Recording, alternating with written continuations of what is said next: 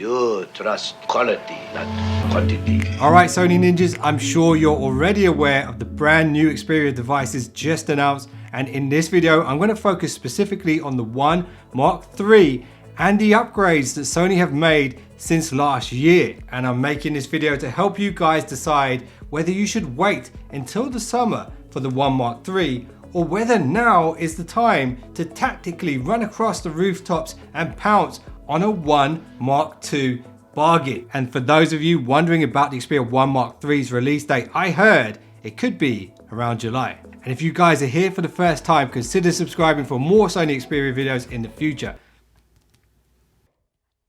Do it! So, Sony Xperia One Mark III, let's focus only on the upgrades. Upgrades. So way back in 2020, I made a video about the Sony Xperia One Mark III potentially having a 4K 120Hz OLED panel. And I'm not sure about this, but maybe someone at Sony saw that video and said, Make it so. Probably not. And in the comments below that video, there was a bunch of non-believers out there saying it's impossible, they can't do it, the Snapdragon 888 doesn't support 4K at 120Hz. Well, I hate to be the person that says, I told you so, but I did. But I will say you guys are kind of right, and I think what we'll see here is the screen being able to support 4K at 60Hz and 120Hz at a lower resolution, potentially Quad HD. So the screen will be capable of both, but maybe not both at the same time. But with that in mind, Sony still can claim that this is the world's first smartphone with a 4K HDR 21:9 120Hz display. And if any of you Sony experts out there are aware of how Sony are going to handle the 4K and the 120Hz refresh rates, let us know in the comments below, because I'm very interested to know too. I'm a fan just like you guys.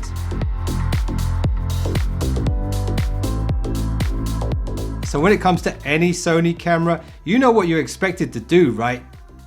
Focus. And Sony have certainly focused on the camera improvements here on the Xperia One Mark III. Let's start with the most notable physical upgrade. Sony have introduced the world's first variable telephoto lens with dual phase detection.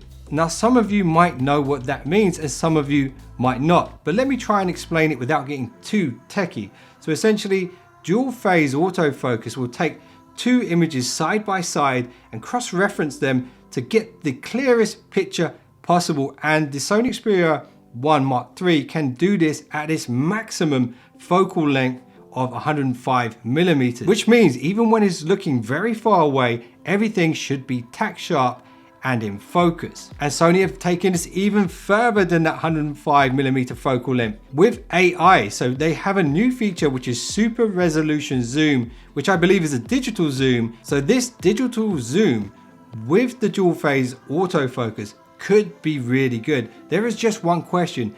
Do you think this zoom lens might be the best zoom lens ever made on a smartphone? Let me know what you think. So I heard that Sony's 3D eye time of flight sensor has been improved and has a bit more power this time. And if you're wondering what this particular sensor does, essentially it fires out invisible beams of light that measure the distance from the sensor itself, therefore giving you a bit more depth information in your photography. So hopefully we're going to see better bokeh, aka blurry background shots, sometimes known as portrait shots. And as well as this, Sony mentioned that the 3D time of flight sensor will also help to improve low light photography. And Sony said you'll even be able to get good low light performance with burst shooting modes as well, which is going to be really interesting because a good night mode normally consists of quite a long exposure.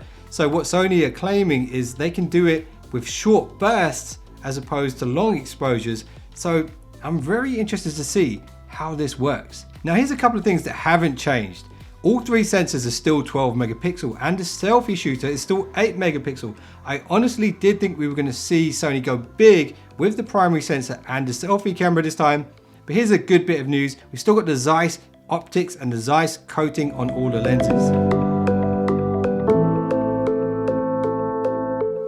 Number 4, the focus. So Sony really have focused on the camera software and hardware on this device. And here are some camera software upgrades that I think are noteworthy. So the Mark III can now do eye autofocus on all 3 lenses, as well as object tracking on all 3 lenses, as well as auto exposure on all 3 lenses. And it can use these modes whilst doing 20 frames per second burst shooting. And this is largely thanks to the 247 points of focus that the image sensors have on each one. And those points of focus cover 70% of the image sensor itself. So when it comes to this smartphone, you know what you're expected to do, right? What do you expect me to do? Focus. So this all sounds so spectacular. I really hope I get a chance to test this out. I just hope the Sony gods deem this channel to be worthy of a sample unit, and to subscribe to the channel will really help the cause. So if you do that now, you will be one of the finest subscribers known to man. So all of these camera upgrades mentioned so far are definitely piquing my interest. And on that note, we still got no focus peaking mode yet from Sony. I thought we might see it on this one. That would have been a really welcome feature on the Photo Pro app, in my opinion. Number 5, so Sony certainly aren't shy of a few world's firsts. And in the words of DJ Khaled, here's another one. It's the dual stereo speakers, which are now 40% louder than last year's model, which were already good in my opinion. They still support Dolby Atmos just like before, but now they also support 360 reality audio. Now, if you don't know what this is, I'm gonna link a video, an official Sony video at the end of this one. Throw on some headphones or some earbuds and listen to that video. It's gonna...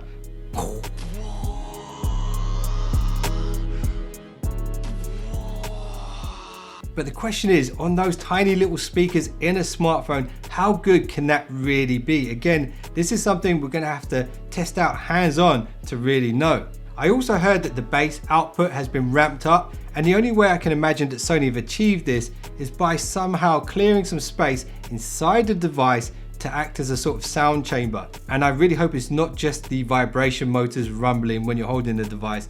That really didn't work that well last time. And if I understood correctly, it sounded like there is some kind of software on board the Xperia 1 Mark III that enhances regular stereo audio into 360 spatial surround audio. I'm assuming this is some kind of emulated 360 reality audio feature. So basically anything you listen to can be upscaled into that kind of format. That sounds good, right? We shall see, or hear, to be more precise. So as much as I'm a fan of Sony Xperia devices, do you know what I'm not a fan of? Fingerprints. When you have anything glossy, it looks good until you touch it, and then it looks shit. So Sony have made some adjustments here. The back is still Gorilla Glass, but this time with a frosted finish, which means fewer fingerprints, and I am a big fan of that. And I still consider the Huawei P40 Pro's finish to be one of the nicest of all time. So let's hope the Xperia 1 Mark III's back is equally as nice. And on the front of the Xperia 1 Mark III, there is an upgrade. The front glass is now Gorilla Glass Victus. It's an upgrade on last year's Gorilla Glass 6. So it will stand up to the test of time, and it's rock hard.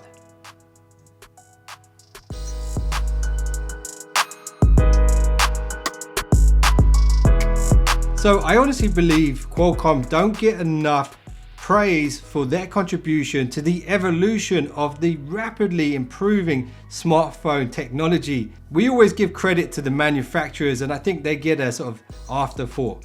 But here's the reality. The Xperia 1 Mark III has the latest and greatest smartphone chipset ever made to date, as far as I'm aware. It's the Snapdragon 888. It's 25% faster than the Xperia 1 Mark II's CPU. The graphics rendering is improved by 35% from last year's model as well. And the chip inside this device is not just responsible for CPU and GPU, it handles audio, image processing, signal processing when it comes to Bluetooth and Wi-Fi and all this kind of stuff, as well as thermal management. It really is the beating heart of this device. And props to Qualcomm and Sony for this. And it's really great that Sony always go for the best possible chipset in their flagships. And on top of that, Sony have also thrown in a very generous 12 gigabytes of DDR5 RAM And that is another marked upgrade on last year's 8GB of RAM. So Sony have listened to some pro gamers out there, but they haven't listened to my suggestion, which I still think is a good one. The camera shutter button is in the perfect place to be a gaming trigger. So it would be nice if you could remap that. They haven't listened to me, but they did listen to the pro gamers. So this is what we got. There's a brand new gamma assist feature in the game enhancer. And pro gamers use this kind of stuff a lot. They adjust the black level so that they can see things in the darker parts of the game, sometimes at the cost of picture quality. But it's okay if it gives you a gaming advantage. And if you use this, you will be able to see better in darker areas. Now this is something I do on Call of Duty Warzone on my PS5. I set the audio to high pass. Essentially what that does is it raises up the higher frequencies so that you can hear footsteps and stuff like this when they're close to you. Now Sony have introduced another feature into the game enhancer, which is an audio equalizer, which will allow you to do just that. So you can tweak the sound perfectly to give yourself another gaming advantage. And Sony have also optimized the mics on board for voice chat when gaming. So they're probably using some kind of low pass cutoff to get rid of some of the background noise. And this will also work with gaming headsets too. Now this is something that I think has been inspired by Sony's PlayStation. It's the rewind time feature. Let's say you jumped out of a train onto a moving helicopter, then jumped off the helicopter, performed a 360 spin and quick scoped somebody in the head on the way down as you land onto another moving vehicle. Well, all of that probably happened really quickly, and now you can capture all of that after the fact thanks to this new feature. All you have to do is hit record and it will have the last 30 seconds of gameplay stored at any given time. So you can capture those epic gaming moments before they're gone. And like that, he's gone.